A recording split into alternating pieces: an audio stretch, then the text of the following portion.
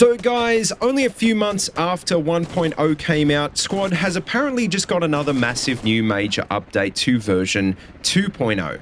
And in this one, well, we've got everything from maps to vehicles to weapons to talk about. So guys, this is BillyEatWorld again, and let's find out.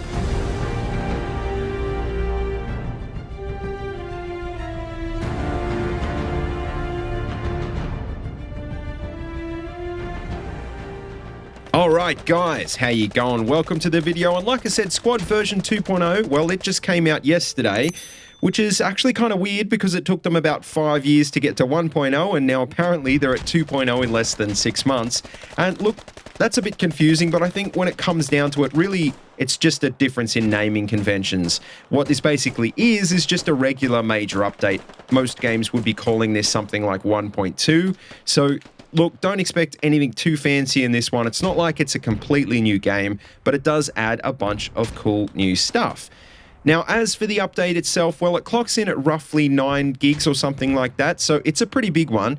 But if you take a look at the patch notes, you'll understand why. I think it's something like 22 pages worth of changes or something stupid. So, needless to say, we're not going to be able to get through all of those changes in just this video.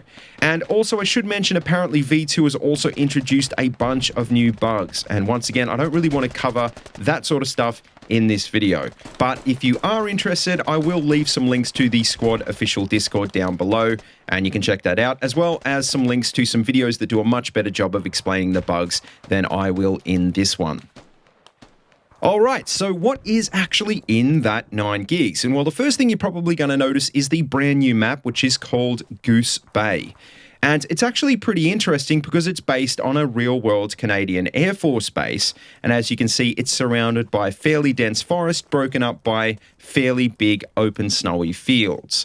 Now, not just that, but there's also quite a few little villages to fight over around the map as well, and there's obviously the airbase itself, and that means that you're going to have to deal with a lot more CQB than you usually would in Squad maps, which I've got to say definitely keeps you on your toes. One minute you think you're fine, and then the next minute you realise you're standing right next to an enemy hab. It happened to me multiple times. Now, if you are playing as the Canadians, well, that's good news, because in this update, we've actually got some new variants of probably my favourite CQB guns in the game. We've now got some foregrip variants for the C7 and the C8, and the devs have also apparently improved them cosmetically as well.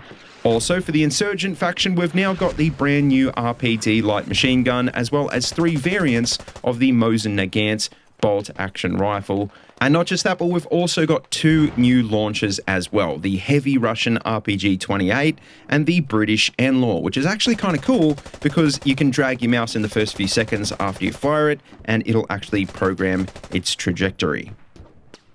Alright, moving on, and well, like I said before, we've also got some new vehicles to talk about in this patch, and they're mostly for the British team. And firstly, as you can see, we've got a brand new helicopter called the SA-330, which looks like it's a bit taller than the Black Hawk, but actually it turns out it carries about the same weight.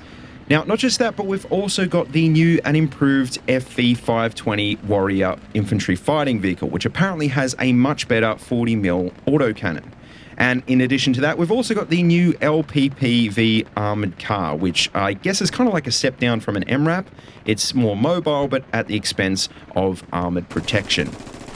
Now, like I said, most of these new vehicles are for the British team, but turns out the Insurgents have also got some love as well, with a bunch of new modern techies. And apparently there's 9 variants of these, everything from your basic transport and logi variants, all the way up to the anti-air gun variant you can see here. And just quickly on the topic of air vehicles, well, another big ticket item in this update is apparently a massive overhaul to the helicopter flight model, which, to be honest, I didn't really want to comment that much on in this video because I don't really fly helis, but if you are someone that does, please let me know what you think of these changes in the comments. I'd love to take a look, and I'm sure the other viewers would as well. Now, finally, and we're getting on to probably the most important changes you're going to want to know about in this update. Firstly, the devs have massively overhauled and optimized a lot of graphics settings. And so not only do we now have a ton of extra options in the settings panels, but they've also apparently optimized all of the graphics presets and improved texture streaming as well. And look, for me, that's not a huge deal because I've already got a pretty decent PC, but apparently a lot of players on lower end systems are now reporting much better performance. So look, if you are on a lower spec machine and you've been worried that you might not be able to play this game because it's not going to run well enough, well, now maybe is a really good time to try and give it a go. Now, not just that, but to finish up, there's been quite a few core gameplay tweaks in this one as well. And once again, I'm not going to go through all of them in this video. But an important one that I want to mention is that there's now apparently a 10-second activation delay on HABs, and apparently that's been added because the devs want to stop people from teleport hopping. Now, also, speaking of FOBs, well, another new tweak is that you can now get an 80% refund on the cost of deployables and player kits if you manage to pick the wrong one. And look, I know that's only a fairly small and insignificant change. It's probably not going to affect you that much, but it's a really good example of the literally dozens of other little changes that are in this update as well. So as always, if you want the full list of those, I'll leave that in the description down below. But anyway, guys, that just about wraps up this quick update video. So as always, make sure you let me know what you think in the comments. I'd love to hear from you. And just remember, I can't possibly cover every single detail of these dev posts in one video. So as always, if you want to find out more, I'll leave the links in the description. As always, though, don't forget to like, comment, and subscribe, and please feel free to check out the links in the description if you want to see any more of these videos. And also don't forget you can find my Twitter and Discord links down there as well if you want to keep in touch. And as always, until next time, see you later, and have a good one.